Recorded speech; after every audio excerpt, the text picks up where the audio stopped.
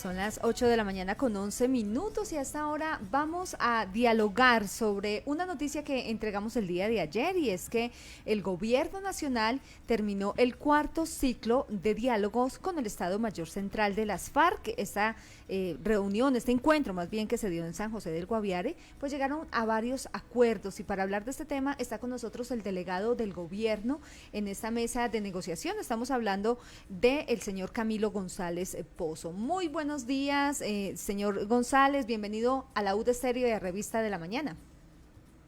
Muy buen día para ustedes y todos los que escuchan a la UD Estéreo. Qué bueno tenerlo con nosotros, señor Camilo, y qué bueno poder hablar de estos temas. Bueno, para poner en contexto también a muchos de nuestros oyentes, hagamos un recuento de todo lo que ha sido este proceso de paz con el Estado Mayor Central desde los inicios hasta llegar a ese cuarto ciclo.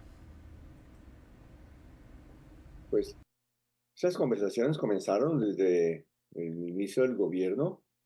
Se hizo una primera experiencia en el año 23 a principios de cese al fuego y la mesa se instaló en octubre, estableciendo acuerdos de cese al fuego, primero por 3 meses y luego se ha prorrogado hasta el mes de julio.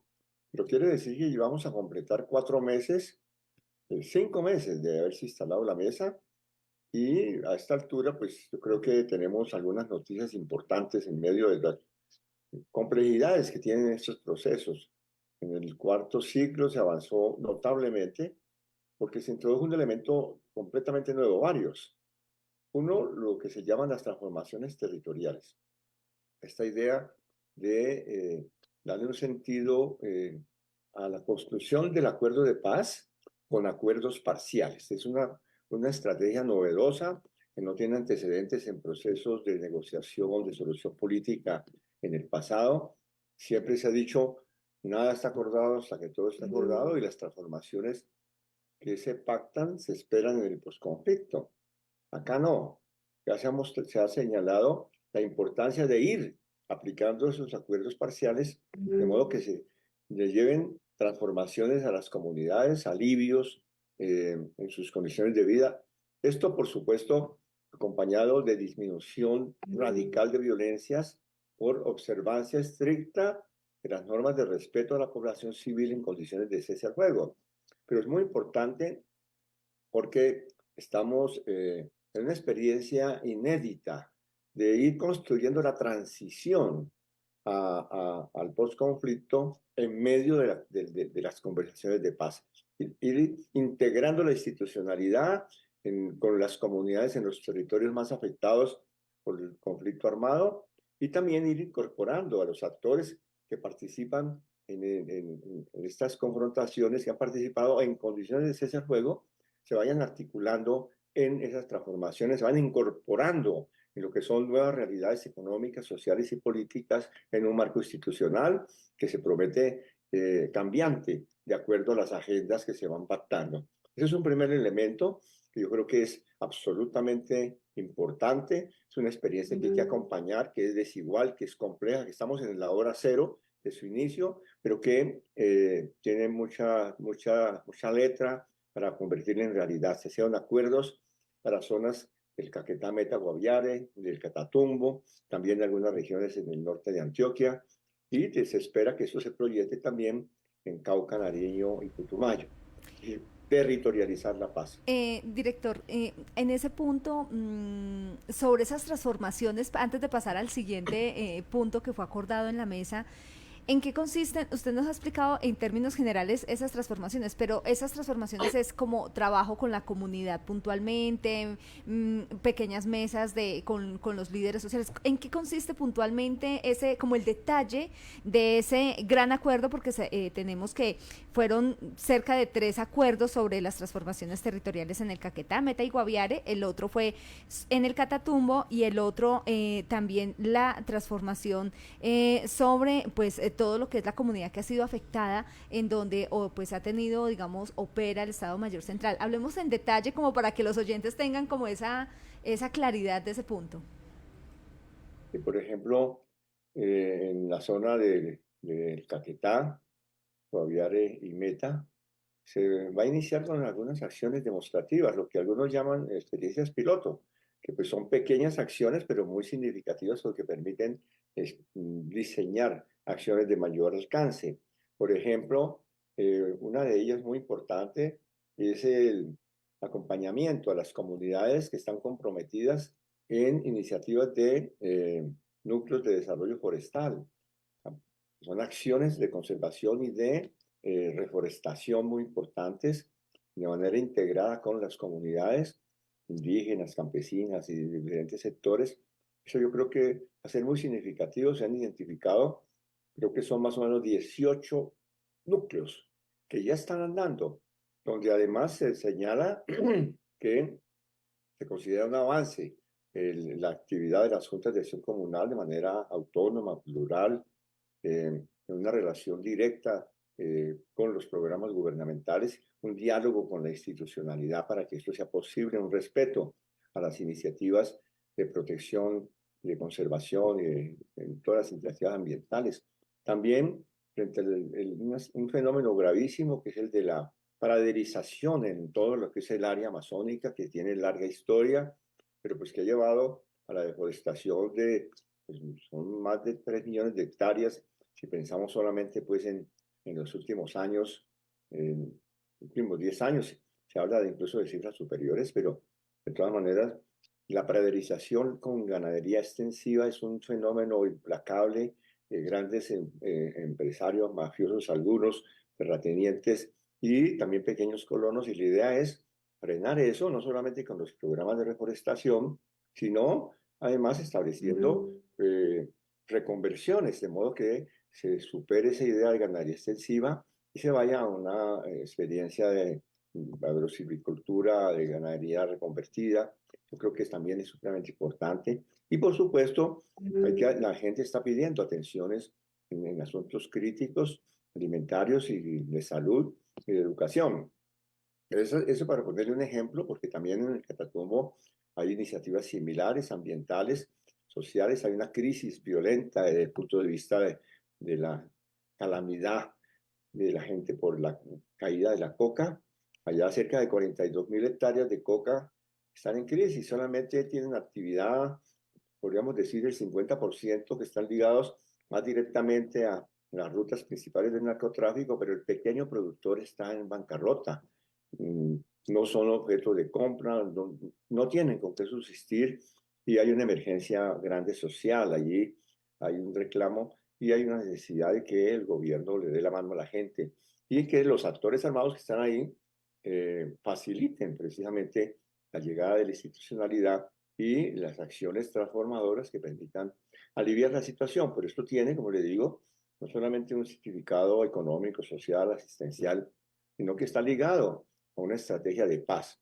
Tiene que ir en dirección a darle elementos nuevos y fundamentos a la construcción de los acuerdos de solución política para la terminación de estas conflictividades armadas.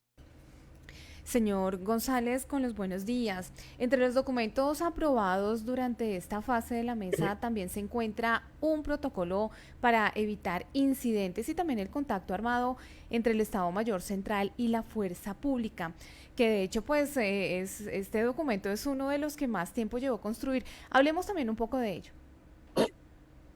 Sí, efectivamente, eso venimos trabajándolo desde que se conformó la mesa, de ver cómo se evitan incidentes, choques en el territorio de unidades del Estado Mayor Central de la FAREP con unidades de la Fuerza Pública Colombiana. Eso avanzamos, yo creo que es muy importante porque se estableció un mecanismo fortalecido de comunicaciones. Tenemos lo que se llama mecanismo de veeduría, monitoreo y verificación, donde están las dos partes representadas, el gobierno y el Estado Mayor Central, y por otro lado, organismos internacionales. Pero va a haber una comunicación en directo, rápida, para que se prevengan incidentes y para que se verifique, se establezcan correctivos o se establezcan responsabilidades en los casos que corresponda. Y yo creo que hay elementos allí a destacar que también es algo novedoso, particular, y yo creo que de gran alcance, y hay que saludarlo, que es la definición de no presencia por parte del Estado Mayor Central de las FAREP, armada ni uniformada, en centros poblados.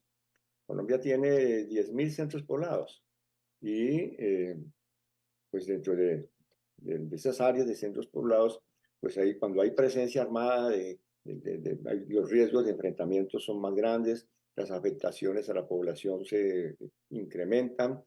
Entonces, el disminuir ese riesgo yo creo que es muy importante, también en vías primarias y secundarias. Entonces, eso nos va a ayudar a que el cese al fuego eh, realmente esté acompañado de unos mensajes de tranquilidad para la población y disminución de confrontaciones. Eso es un gran avance, yo creo que es una novedad en la experiencia de conversaciones de paz en Colombia y debe servirnos, yo creo, como una forma de fomentar la participación de las comunidades en la construcción de la paz, en la vigilancia para el respeto a las reglas, compromisos, al derecho internacional humanitario, a los derechos humanos, las alertas ciudadanas, las veedurías comunitarias, todo esto se va a ver fortalecido con una mayor tranquilidad en los centros poblados. Esa es la letra. Hay que pasar de la letra a la práctica. Señor González, con los buenos días, usted toca un punto bien importante y es el cese al fuego. Entre los acuerdos para continuar con esto, ¿cuáles son los puntos más importantes o qué se habló al respecto de este? Lo primero fue pues, reconocer que hay una situación difícil. Estamos en un esfuerzo de que ese cese al fuego se respete, pero pues tenemos situaciones muy irregulares. Hay una mayor observación de los compromisos en la zona nororiental y oriental del país, pero sí déficits muy grandes en el suroriente de Colombia, pero pues con irregularidades en otros sitios.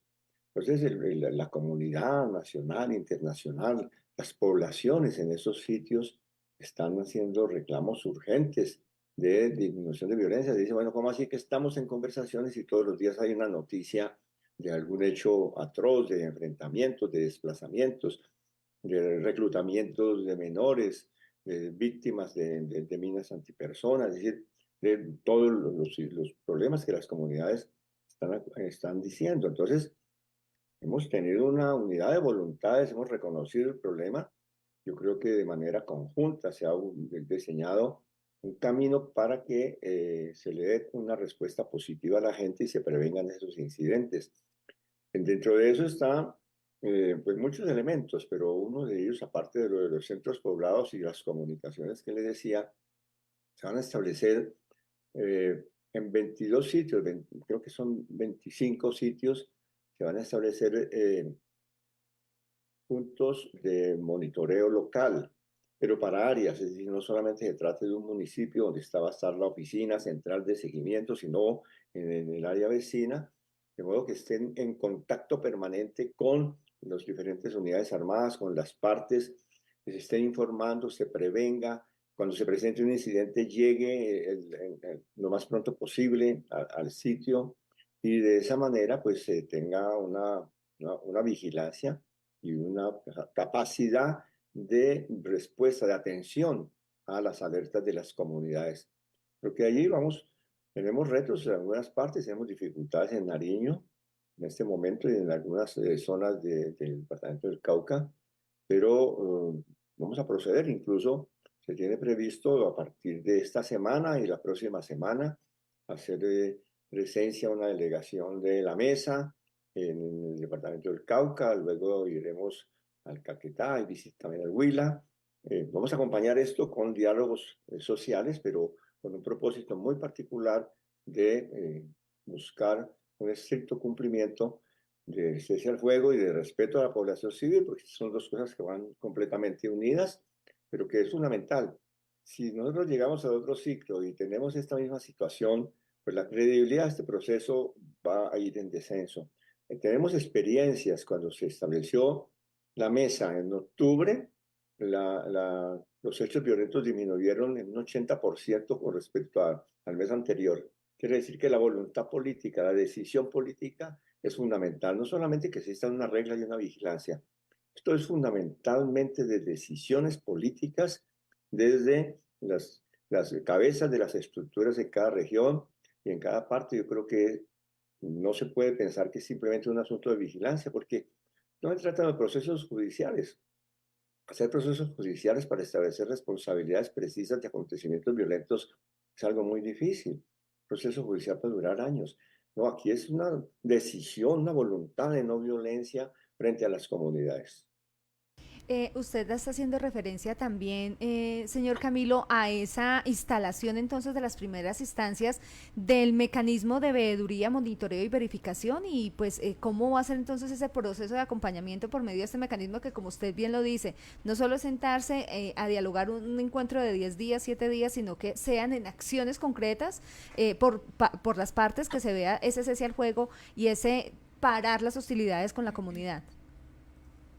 Sí, nosotros tenemos pues, aproximadamente cada mes y medio, el próximo ciclo será a principios de mayo, y entre ciclo y ciclo se trata de desarrollar actividades con la gente en los territorios, en las zonas más críticas. Se ha construido toda una estructura y un mecanismo nacional donde participan las partes, pero hay una presencia de la MAPOEA, de Naciones Unidas, el Consejo Mundial de Iglesias y de la Conferencia Episcopal de Colombia. Ese mecanismo nacional está permanentemente recibiendo las informaciones, envía comisiones cuando se necesitan, hace alertas, llama a las partes, pero también 5 instancias regionales. De manera inmediata se va a completar, pues ya van 4 instaladas y ahora se va a completar la del Cauca, que va a estar pendiente de la región suroccidente. Y ya, dependiendo de las regionales, son las de carácter ya local, que dentro de cada departamento o cada área se instalan oficinas integradas por estos mismos componentes para que estén en una interrelación permanente. Es un grupo muy importante. Imagínense que pues entre todo este complejo de situaciones tenemos pues son más de 30 estructuras donde hay delegados internacionales y nacionales y de la iglesia, hay una gran colaboración de todos los sectores. Entonces esto es lo que se va a poner en marcha. Tenemos un plan para iniciar con los sitios más problemáticos, donde hay mayores alertas o incidentes en el último periodo. Señor González, usted mencionaba la cantidad de ciclos que se están llevando a cabo en este proceso. Rápidamente hablemos un poco sobre cuándo se haría el 5.º ciclo y en dónde se va a tomar. Sí, va a ser en Ocaña, eso para mí, poder pues tener una relación directa con la zona nororiental del país. Va a ser en la primera semana de mayo. Allí vamos a hacerle seguimiento a esta iniciativa de las transformaciones territoriales, a ver en qué va. Estamos en el arranque, pero pues se trata de estar encima después de la situación. Hemos hecho un intercambio de agendas, ya esto lo veníamos trabajando, ya tenemos un primer documento de lineamientos para la agenda con algunos enunciados temáticos y entonces vamos a organizar lo que tiene que ver con la agenda, buscar integrar las propuestas que estamos discutiendo y bueno, yo creo que esos son como asuntos cruciales, lo mismo que recibir el informe del mecanismo de verificación para apretar las tuercas en lo que sea necesario frente al respeto a la población civil y el cese al fuego. Pues, señor Camilo, muchísimas gracias por la información que nos da. Estaremos muy al tanto de lo que ocurra en el 5.º ciclo y seguramente estaremos hablando en unas próximas oportunidades. Bueno, un saludo y muchas gracias. Muchísimas gracias. Estábamos al diálogo con Camilo González Pozo. Él es el delegado por parte del Gobierno Nacional en los diálogos que adelanta el Gobierno Nacional con el Estado Mayor Central de las FARC, que terminó el domingo el 4.º ciclo. Esperamos entonces que en mayo inicie el 5.º ciclo de negociaciones. Recordando que este proceso ha sido acompañado por por la representación especial del secretario general de las Naciones Unidas en Colombia. También tiene el apoyo de la misión de apoyo al proceso de paz de la Organización de los Estados Americanos, OEA. Cuenta también con la colaboración de la Conferencia Episcopal, el Consejo Mundial de Iglesias y la participación de los países garantes que son Noruega, Suiza, Venezuela e Irlanda. 8 de la mañana, 31 minutos. Ya